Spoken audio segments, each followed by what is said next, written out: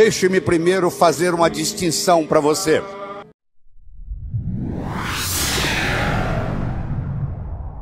Ouvir e escutar não são sinônimos.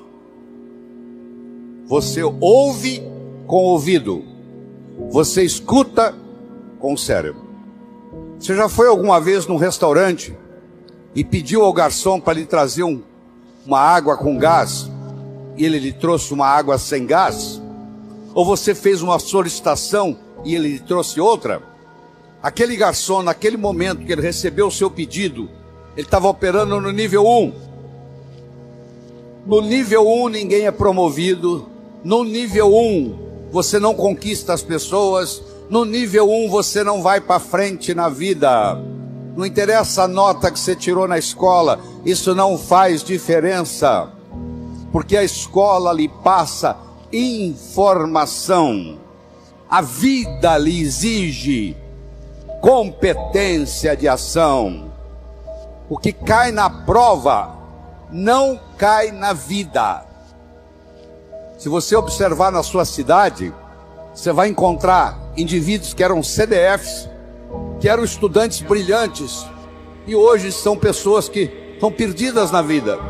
E você vai encontrar também pessoas que eram estudantes medíocres, e hoje são excelentes empresários, estão contribuindo para o bem-estar da comunidade. Por que isso?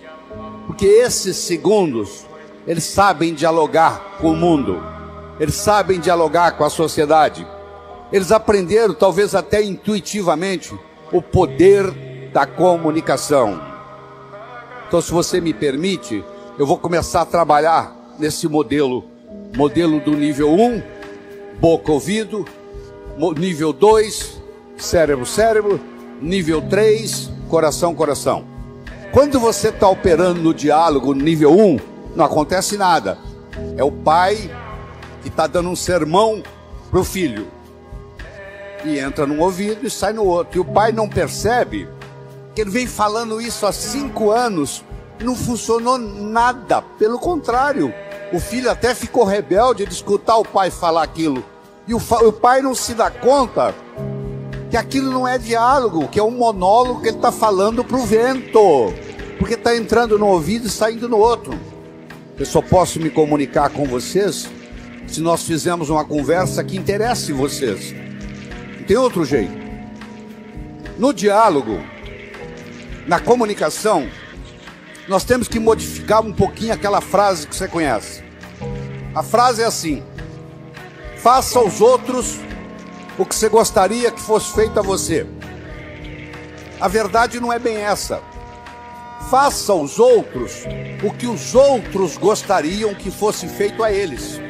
Se eu convidar você para jantar na minha casa em São Paulo, eu não vou lhe servir o meu prato favorito. Pode ser que você nem coma. Eu vou perguntar o que você gosta. Se eu quero agradar alguém num processo de diálogo, eu tenho que ver o que a outra pessoa quer ouvir. Eu vou começar por ali, e não o que eu quero passar. Quero que você entenda isso. Faça aos outros o que os outros gostariam que fosse feito a eles. Eu quero mostrar o meu ponto de vista para você, mas eu não me preocupo como que você vai receber esse ponto de vista. Aí sabe o que acontece? A natureza colocou um ouvido no mesmo nível do outro. Entra num ouvido e sai no outro. Aí não deixa de ser diálogo, passa a ser monólogo, porque não tem repercussão. Para esse diálogo se ocorrer, primeiro eu tenho que ter uma mensagem forte.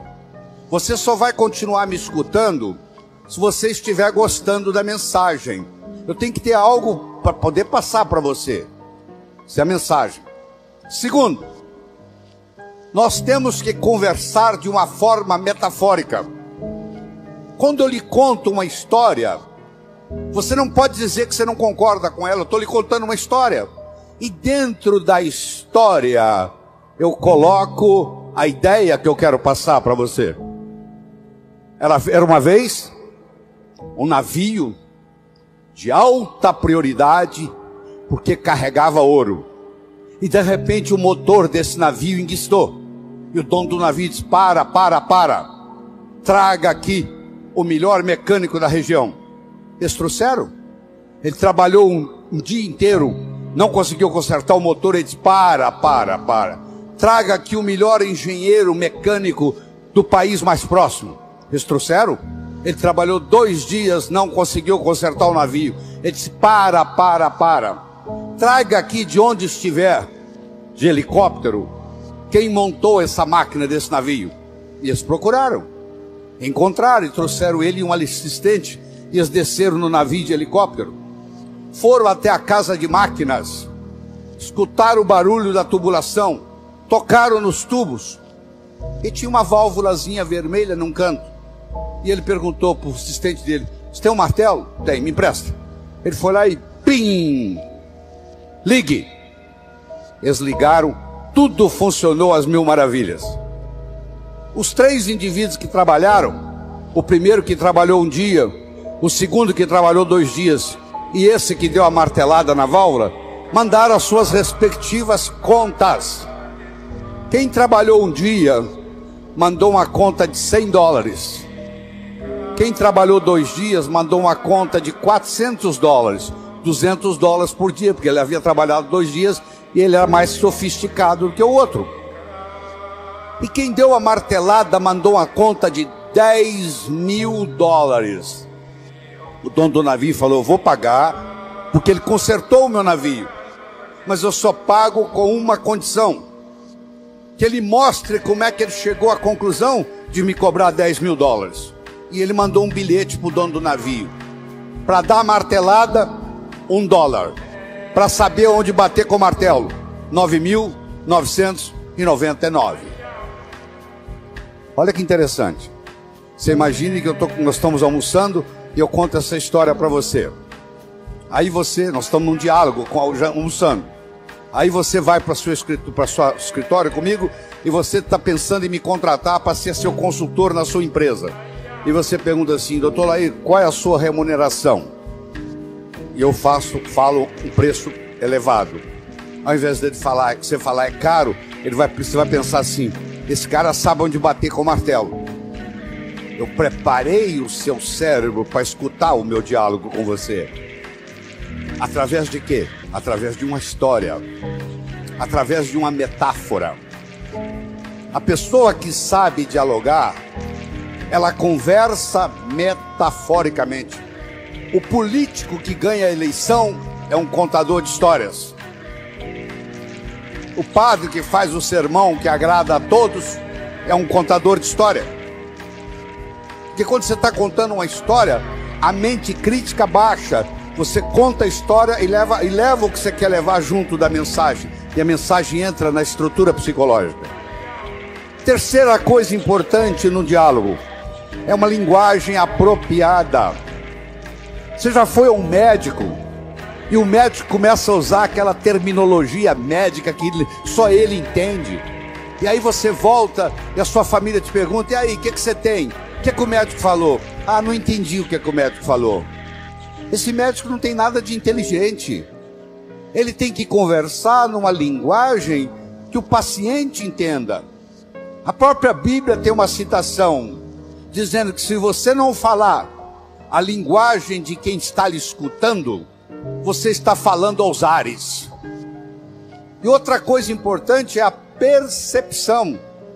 Uma coisa é o que você está passando, a outra coisa é que o outro está captando. Ah, você é um vendedor? Sou. Você é um bom vendedor? Ótimo vendedor. E aí, você tem vendido bem? Não, tem vendido muito mal. Então você não é um bom vendedor. O aluno que diz que é bom aluno, ele tem que me mostrar um boletim bom. Eu não conheço bom aluno com boletim ruim. O mínimo que você tem que me mostrar como bom aluno são boas notas no boletim. Isso lhe caracteriza como bom aluno.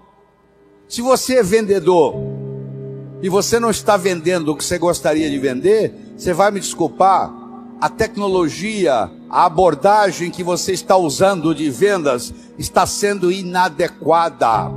Talvez a sua linguagem não está sendo apropriada, talvez a sua mensagem não está sendo forte o bastante, talvez você não esteja fazendo uso dos recursos da da metáfora, das histórias. Semana passada teve um cliente aqui e eu falei para ele o seguinte: aí você pode falar o que você quiser. Você está falando, você está contando para esse cliente que está na sua frente o que você fez com o cliente da semana passada, o que você falou para ele. Mas na realidade você está falando para esse escutar, mas você usou o artifício metafórico de que você está falando para o outro.